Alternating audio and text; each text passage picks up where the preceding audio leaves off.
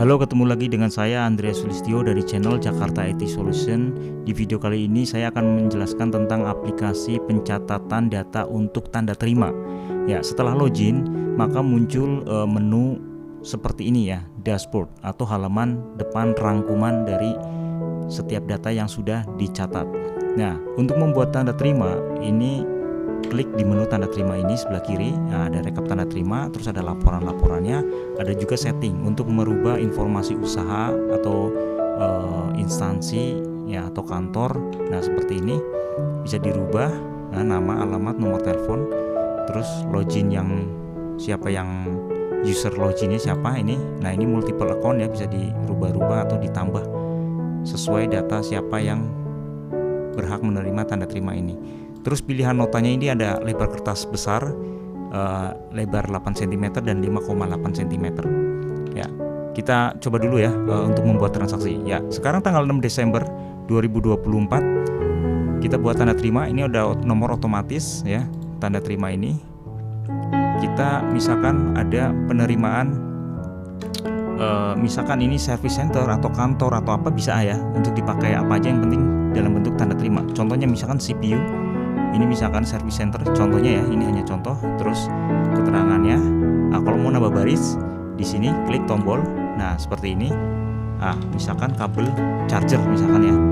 Nah, terus keterangannya mati total misalkan. Nah, terus kemudian harus selesai dalam 3 hari. Ini hanya contoh aja ya keterangan ini ya. Terus nama customer misalkan diisi namanya Joni, misalkan nomor teleponnya misalkan hanya contoh, ini sembarang aja, kita simpan. Nah, setelah kita simpan otomatis dia muncul halaman untuk ngeprint. Nah ya, ngeprint ini ada lebar kertas kecil 8 cm, 5,8 cm dan lebar kertas besar.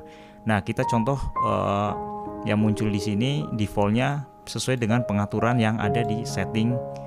Nah, format nota ini. Nah, ini ya, yang aktif berarti ini 8 cm. Contohnya kalau seandainya aktifnya kita rubah menjadi kertas besar, nah seperti ini, otomatis pada waktu ngeprint juga kertasnya besar. Nah, seperti ini ya.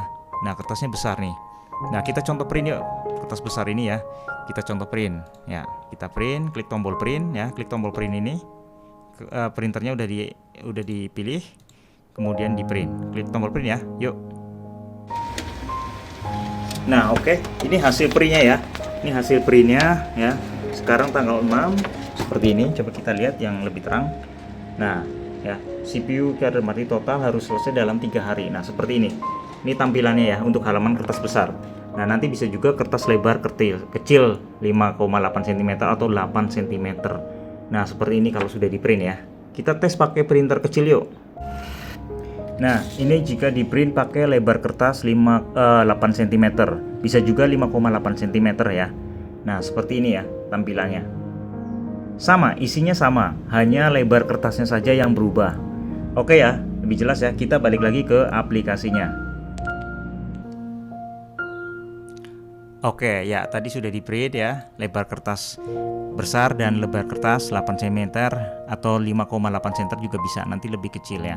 Nah, seperti ini tampilan di dashboardnya. Halaman depan ini ada terima, proses, selesai ya, karena statusnya memang itu ada 4, terima, proses, selesai, cancel. Nah, kalau seandainya kita buat baru lagi, contoh ya, misalkan kita buat baris baru, terus misalkan dokumen surat. Nah, dokumen surat atau dokumen apa ya, surat. Terus ada keterangannya, misalkan nomor teleponnya bla bla bla bla. Ini hanya contoh aja. Kita simpan. Nah, maka ada 2 ya, ada dua data. Nah, ini biar kita tahu contohnya. Nah, pertama itu kan tadi yang mati total ini ya. Nah, seperti ini CPU, ini contoh. Terus kan ini statusnya diterima 2. Nah, coba kita rubah statusnya menjadi proses, berarti diproses misalkan. Nah, seperti ini ya. Nah, berarti terima 1, proses jadi 1. Tadinya kan 0 ya. Nah, ini seperti ini. Ini kalau klik detail, nah isinya apa kita lihat. Nah, kalau mau dihapus, nah klik tombol hapus, nanti terhapus ya. Nah, kalau udah selesai misalkan, nanti otomatis juga berubah ke angka selesainya berapa. Nah, ya seperti itu ya. Rekapannya ini ya, histori transaksinya atau histori yang sudah disimpan. Nah, seperti ini. Ini datanya nggak hilang. Terus laporan per tanggal misalkan, atau tanggal 1 sampai tanggal 30, 1 bulan atau 1 minggu. Nah, sesuai, terserah tanggal awal tanggal akhirnya itu berapa. Contohnya karena datanya ini hanya baru 1 hari, coba tanggal 6 kita klik preview. Nah, itu otomatis di sini tanggalnya datanya muncul, proses dan terima. Nah, prosesnya berapa, terimanya berapa. Kalau seandainya ada selesai atau cancel, itu juga muncul nanti ya. Terus kalau di print ke printer, nah seperti ini, dicetak ke lebar kertas besar. Nah, ini bisa hasilnya kalau seandainya mau di print. Terus kalau pilihan format nota, ini pengaturannya di format nota ya. Ini hanya sederhana kok, hanya sederhana. Jadi pencatatan data tanda terima ya. Nah, seperti itu.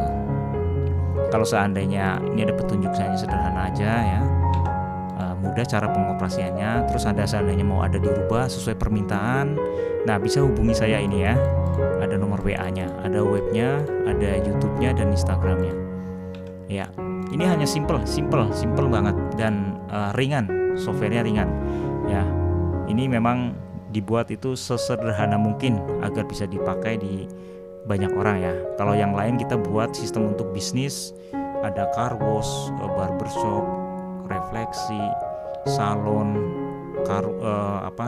yang lain-lain, laundry, apalagi laundry ya sudah banyak sekali yang pakai. Nah, ya. Ini kalau seandainya mau merubah informasi usaha di sini ya, nama, alamat, nomor telepon, nanti headernya itu berubah sesuai ini ya. Oke ya, cukup sampai sekian video kali ini, mudah-mudahan bisa lebih jelas. Dan kalau mau download silakan mau pakai silakan hubungi saya di WA yang tadi tertera di menu help about. Ini demonya juga bisa dipakai ya, bisa diuji coba ya. Oke, terima kasih, sampai ketemu di video berikutnya.